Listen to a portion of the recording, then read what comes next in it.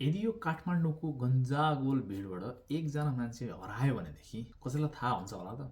सायद थाहा हुँदैन होला। 2 जना, 5 जना, 10 जना। तर के तपाईँलाई थाहा छ नेपालमा हरेक दिन 18 जनाभन्दा बढी मान्छेहरू चाहिँ हराइरहेका छन्। कहाँ हराइरहेका छन् उनीहरू भन्दाखेरि उनीहरू लागु पदार्थको दुर्व्यसनीमा हराइरहेका छन्। उनीहरू हराइरहेका छन् मदिराको एडिक्सनमा हराइरहेका छन्। उनीहरू एउटा बन्द कोठाभित्र हराइरहेका छन्।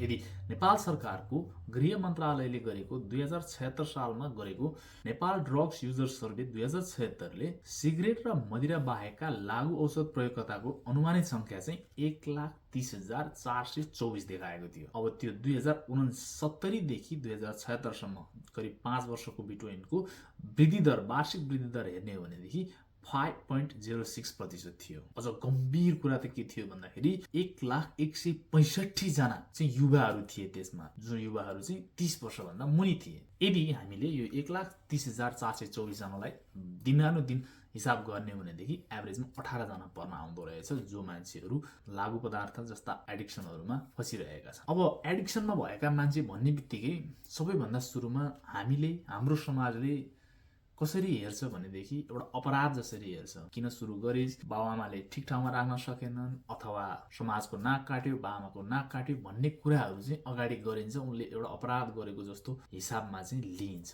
तर कसैले पनि सोध्दैन कि उसलाई कुनै एउटा समस्या भइरहेको छ, उसलाई त्यहाँबाट उठ्नको लागि चाहिँ कुनै एउटा सहयोग चाहिरहेको छ भनेर कसैले पनि माग्न चाहँदैन। ल मानिलिउँ कोही एउटा मान्छे चाहिँ एउटा पोखरी अथवा एउटा खोलामा डुब्न लागेको रहेछ, अनि हामी सबैजना किनारामा छौँ भनेदेखि अब उसले बचाइदिनु हेल्प भनेर हात मागिरहेको छ भनेदेखि हामीले उसलाई सबैभन्दा सुरुमा हात समातेर बाहिर निकाल्छौँ कि उसलाई सोध्छौँ पानीमा किन पस्यो, गल्ती किन गर्यो, तिम्रो परिवारले तिमीलाई किन सम्हालेनन् भनेर भन्छौँ। अफकोर्स हामीले पहिला हात दिन्छौँ अनि उसलाई बाहिर निकाल्छौँ, अनि यदि कारण सोध्नु परेछ भने पनि सोध्छौँ। तर लागु पदार्थमा डुबिरहेका मान्छेहरू, एडिक्सनमा डुबिरहेका मान्छेहरूसँग चाहिँ हामी ठ्याक्कै उल्टो गर्दो रहेछौँ।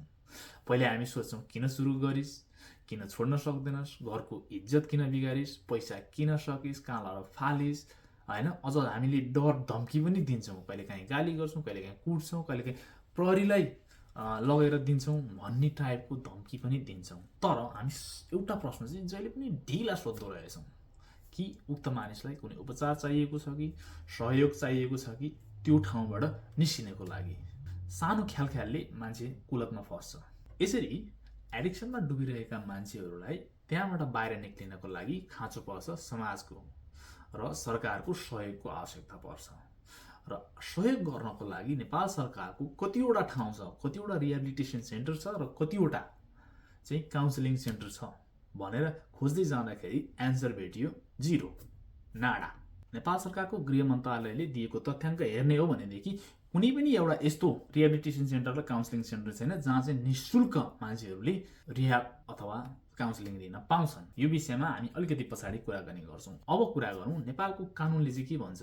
कानुनमा चाहिँ के लेखिएको छ भनेदेखि यदि हामीले हेऱ्यौँ भनेदेखि जनस्वास्थ्य ऐन 2075 को दफा 2 को खण्ड खले चाहिँ आधारभूत स्वास्थ्य सेवामा प्रावधानात्मक, रोकथाम, निदान, उपचार र पुनःस्थापनात्मक सेवा समावेश, राज्यबाट सहज र निःशुल्क उपलब्ध हुने अवधारणा भनेको एउटा कन्सेप्ट चाहिँ यसबाट ल्याएको छ कि रिहेबिलिटेसन र काउन्सिलिङ चाहिँ यहाँबाट फ्री गर्नुपर्छ जनतालाई भन्ने कुरा चाहिँ यो ऐनले चाहिँ एउटा इमेजिनेसन गरेको छ।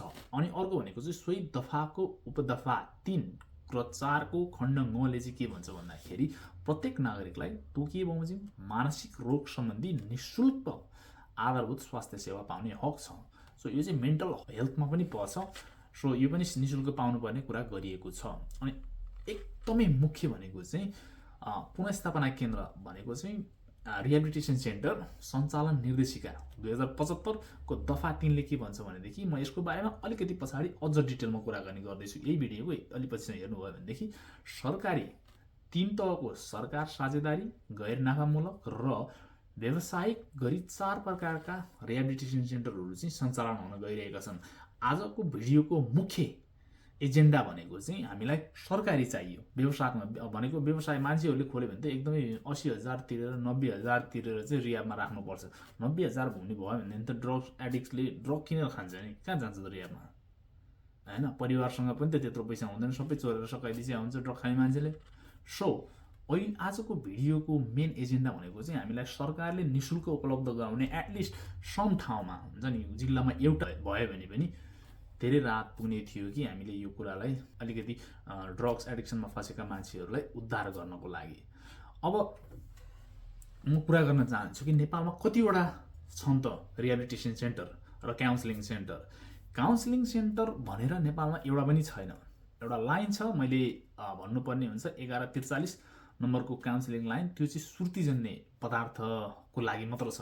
आई डोन्ट अन्डरस्ट्यान्ड कसरी सुर्तीजन्य पदार्थ चाहिँ लागु पदार्थभन्दा ठुलो भयो नेपाल सरकारको लागि, कसले सुरुवात गर्नुभएको हो, वेल डन। अब कुरा गरौँ नेपालमा रिहेबिलिटेसन सेन्टर चाहिँ कतिवटा छन् त। गृह मन्त्रालयको आधिकारिक प्रशासनिक सूची हेर्ने हो भनेदेखि चाहिँ गृह मन्त्रालयको 2083 साउनमा अद्यावधि पृष्ठमा रहेको जिल्लागत सारांशले चाहिँ के भन्छ भने 351वटा उपचार र रिहेबिलिटेसन सेन्टर चाहिँ छन् नेपालमा।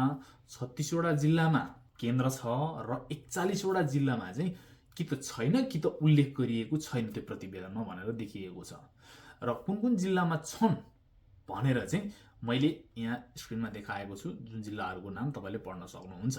र अब मैले अगाडि कुरा गर्न खोजेको चाहिँ नेपालमा कस्ता कस्ता खाली रिहेबिलिटेसन सेन्टरहरू चाहिँ खोल्न मिल्छ। एउटा सरकारी, अरू साझेदारी सरकार, जस्तो कि यो रानीबारी आश्रा सुधार केन्द्र भनेको चाहिँ कस्तो भने सरकारी र स्थानीय साझेदारी जस्तो लाग्छ मलाई।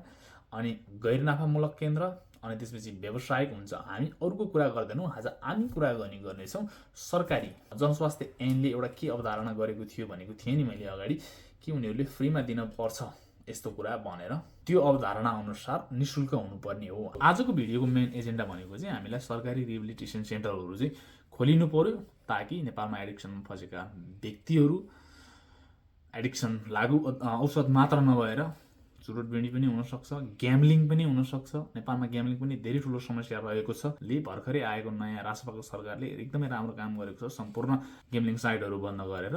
तर you cannot just cut the supply and think that everything will be fine.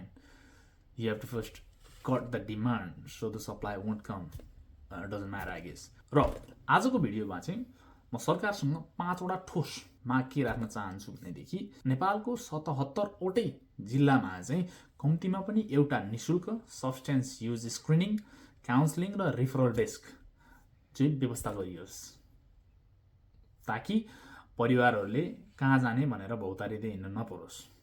अनि अर्को भनेको चाहिँ टोल फ्री एडिक्सन हेल्पलाइन स्थापना गरियोस्, ताकि राति 12 बजे मान्छे ओभरडोज भयो अथवा विड्रल भयो अथवा हिंसा वा मानसिक सङ्कट, जस्तो कि कोही मान्छे त सुसाइड गर्न हिँडिरहेका हुन्छन्। अब त्यस्तो बेलामा फोन कहाँ गर्ने त? पुलिसकोमा लगेर पुलिसले थुनेर राख्दैमा त मान्छे बिसो हुँदैन, कहाँ लाने त? त्यो राष्ट्रिय टोल फ्री एडिक्सन हेल्पलाइन पनि एउटा सुरुवात गरियोस्। अनि त्यसपछि तेस्रो भनेको चाहिँ तोकिएका सरकारी अस्पतालमा सुरक्षित डिटक्स र सब्सटेन्स युजसँग जोडिएको स्पष्ट मेन्टल हेल्थ पाथवे बनाइयोस्। दुर्व्यसनलाई केवल अनुशासनको समस्या होइन कि स्वास्थ्य समस्याका रूपमा पनि व्यवहार गरियोस्। अनि चौथो भनेको चाहिँ आर्थिक रूपमा कमजोर अनि बालबालिका, बेघर र उच्च जोखिममा रहेका व्यक्तिहरू। उच्च जोखिममा रहेका भन्नाले जोसँग कोही पनि छैन, हाम्रो समाजले जसलाई खाते भन्छ, जसको कोही पनि छैन, जो सडकमा हिँडिरहेका बालबालिकाहरू छन् डेन्ड्राइट सुँग्दै, उनीहरूलाई चाहिँ सरकारद्वारा फन्डेड निशुल्क वा पूर्ण सहुलियत रेजिडेन्सियल रिहाब बेड्सको सुनिश्चित गरोस्। पैसा नभएकै कारण उपचार रोकिनु हुँदैन, यो संविधानमा पनि लेखिएको छ, ऐनमा पनि लेखिएको छ, कार्यान्वयन पनि हुनुपर्छ भन्ने माग हो। अनि अर्को पाँचौँ भनेको चाहिँ गृह मन्त्रालय र स्वास्थ्य मन्त्रालयको साझा पब्लिक रजिस्ट्री बनाइयोस्, ताकि हरेक पुनर्स्थापना केन्द्रको शुल्क, फ्री कोटा, बेड क्यापेसिटी, यस्ता कुराहरू चाहिँ हामीले थाहा पाउनु परोस्। हामीले एउटा यति कुरा रिसर्च गर्नको लागि 10वटा वेबसाइटमा जाँदा पनि भेटिँदैन। नेपाल सरकारको त स्ट्याटिस्टिक्स भन्ने ठाउँ पनि छैन एउटा। र यो 5वटा सरकारलाई को माग सँगसँगै हाम्रो समाजमा पनि म के भन्न चाहन्छु भनेदेखि, यदि कोही मान्छे एडिक्सनमा फँसेका तपाईँले देख्नुभएको छन् भनेदेखि उनीहरूलाई उपचारको लागि चाहिँ पहल गरिदिनुहोस्। कसैलाई कुलतबाट निकाल्ने पहिलो उपचार भनेको गाली होइन, पहुँच हो। मान्छे एडिक्ट हुन्छ, तर त्यो एडिक्ट हुनु, त्यो पल भनेको मान्छेको एउटा खराब पल हो। मान्छे त्यहाँबाट उठेर धेरै अगाडि पुग्न पनि सक्छन्। त्यस्ता धेरै उदाहरण हामीले देखेका छौँ। तर त्यो उदाहरण उठेर हिँड्नको लागि हात हामीले दिनुपर्छ, हात समाजले दिनुपर्छ, हरेक व्यक्तिले दिनुपर्छ, हरेक सरकारले दिनुपर्छ। यसमा सरकारको र सम्बन्धित निकायहरूको ध्यान पुगोस्। हवस् त, धन्यवाद।